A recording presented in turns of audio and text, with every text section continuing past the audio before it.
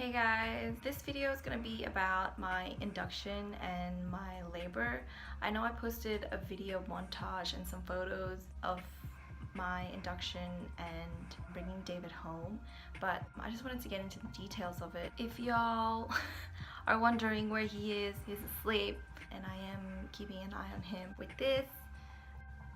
I love it because I can see what the temperature is in the room and I can hear him, which is nice, and I can see him breathing. So on May 3rd, on a Thursday, I went to the hospital to see if I could be induced, and the midwives said that we'd be discussing if I would be induced or not. I'm looking over there because I'm looking at him, sorry. So I got there at 2:45, and then at 3:30, around 3:30 or 4 o'clock, I was finally seen by a midwife who brought me to a room. And there was 4 other beds there, and he said that if all the women who were scheduled to be induced that day were successful, they were ready, and then we'd all be induced in that room. There was curtains separating all of us. So there was no plan. They basically told me to pee in a cup at around 5 o'clock. That's when my first monitoring was. So that's when they hook me up to those disc thing and they monitor baby's heartbeat. They also take my blood pressure and my temperature, and it also detects if I'm contracting or not, and I was not contracting at all. They kept me on that machine for about 20 minutes, and then at 5:30 it was dinner time.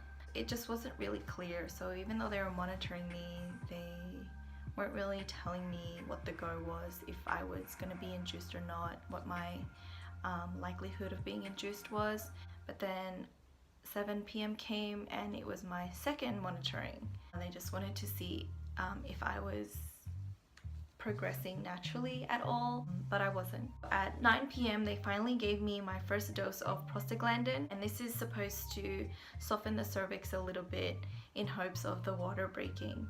After about 4 or 6 hours, if nothing has happened, or if I'm progressing really slowly, if my cervix isn't dilating, then they'll give me another dose after that 4 to 6 hours, depending on what my body's doing and how baby is. So then at midnight, so that would be technically Friday the 4th, I had my third monitoring and I had minor contractions, but nothing major enough to bring me to my own birthing suite room. The contractions were not frequent at all. I did have slight cramps in my belly, which were different to the cramps that I was feeling before. So the way that they give you the prostaglandin is they literally insert it into your vagina, and it's a gel-like substance that's supposed to soften the cervix. So at 2 a.m. they checked my cervix to see how dilated I was, and the midwife said I was about 1 to 2. She said because that I had dilated that much, she didn't want me my second dose of prostaglandin yet, and so I was due for another dose around 6 a.m.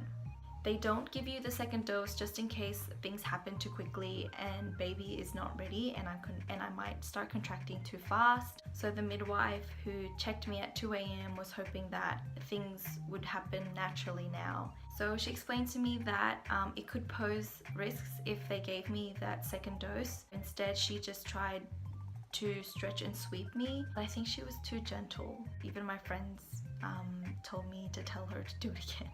Because after that my waters didn't break. I was still contracting, but just not frequent enough. Like, I knew that it wasn't time. I knew that it wasn't that painful type of contractions that people talk about. Around 6:30, like I said, I was due for the second dose of prostaglandin, but before that they had to check me again, like check my cervix, but they didn't come. I had breakfast at 7:30, and then at 9:30 a.m. that's when I was finally checked. The midwife that checked me then said nothing was progressing, so they gave me my second dose of prostaglandin. So I was the first person in that room to be induced, but by 9:30 the next day I was the last person there. The 3 other women that came after me had already progressed and were sent to the birthing suites to give birth. I think this experience made me the most patient that I'd ever been, especially seeing the women being sent off to their birthing suites to give birth while I was still there at 9:30 in the morning and nothing happening. I don't know, it just made me feel like that I wasn't ready.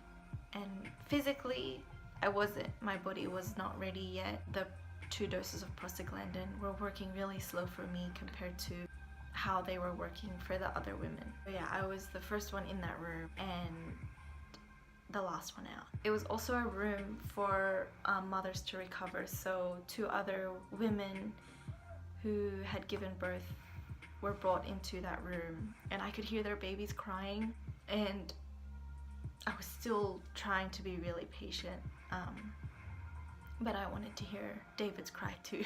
I was monitored again after 9:30 a.m. every 2 to 3 hours, but I lost count because they were just doing it so frequently.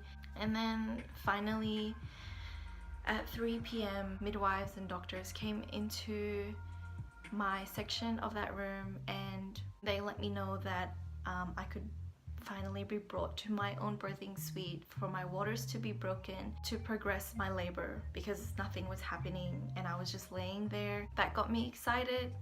I just had an instinct that if my waters broke, then things would be moving along naturally. The only way that they could break my waters was if they knew that baby was well, his heart rate was fine, he was in the right position, and my blood pressure was fine, and my body temperature was all good as well. After they had told me that, it just encouraged me to walk around a little bit. I did a few squats, and then I started feeling more contractions, more painful than the ones that I was feeling around 2 a.m. and 6:30 a.m. So at 5 p.m. I was brought to my own birthing suite, and it just got me really excited because I knew that soon I'd be holding David. There was 2 midwives there that were taking care of me, and they tried to break my waters, but she was having trouble. She said that I was only 1 centimeter dilated and that they'd have to call a doctor in to do it for me. So the way that they would do it was to open my cervix with their fingers and put a hook in and puncture the amniotic sac. And at 6:30, the doctor came and she did it. It was so quick for her. She said I was 3 centimeters dilated. When she broke my waters, it was just this relief. There was so much pressure down there. It was like the most messiest but most relieving thing that I felt before David came out. After that, I was hooked up to syntocinon. I don't know if I'm pronouncing that right, but it's like Pitocin, but the bag said syntocinon, so that's what I'm saying. And another midwife, a 3rd midwife, came in to try to hook it up to my arm, to my veins, but she missed it twice. And she said that I would bruise, and I did bruise. I'll show you guys a photo. Breastfeeding on that arm for the first couple of weeks was just so painful because my arm just felt bruised, dead, and just sore. And so they had to call another doctor to do it for them, and she went onto my other arm and she got it the first go. She didn't miss a vein, and I did not bruise. Nothing like pushing the head out. The syntocinon, Pitocin, is used to soften the cervix, so just like the prostaglandin, but the Pitocin is more intense, and it was intense. It really started to work quite quickly. Around 7 o'clock, I could feel my contractions, really strong ones, scary ones. The midwives were even talking about upping the Pitocin dose because they can control how fast it goes into my body, but they said that they didn't need to do that because it seemed like I was progressing quite quickly. So by 8 o'clock, I was feeling them more and more frequently, but not so much in my belly, it was in my back. So I had really bad back labor. I asked for the water injection, so after 8 o'clock they gave me the water injections, and after that my back pains were completely gone. But when they put them in, it's an excruciating stinging pain that I cannot describe. They injected me during a contraction as to distract from the pain of the water injections, but it did not work because I could feel my contractions and I could feel the water injections, and it's 4 injections in the back. They do 2 at the top at the same time and then the last 2 on the bottom. I'm glad they don't do 1, 2, 3, 4 at different times, but I'm curious as to know if they could do 4 at the same time. But no, it was painful. Water injections were painful, but they worked straight away, and I'm glad that I got them, because after I got them I was ready to push. So everybody was concerned because it worked so quickly. They said if I felt like I needed to push, then I should. At that time I was on all 4s because I was like the most comfortable, but the midwife had to get me on my back to check my cervix, and she said that I was 10 centimeters and that I was ready. I had 2 amazing midwives. They changed about an hour or 2 in, but I'm so glad that I got the midwives that I did.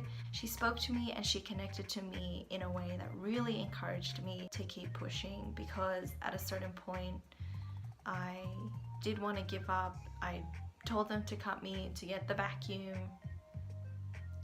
but once they actually got the nurse in charge in there to do the cutting or the vacuuming, the midwife said, it's not what you want, you can keep pushing. And so I toughed it out and kept pushing, avoided getting more needles, avoided getting the cut. So I was pushing for 2 hours. At 2:05 in the morning on Saturday the 5th, he was born. Good boy.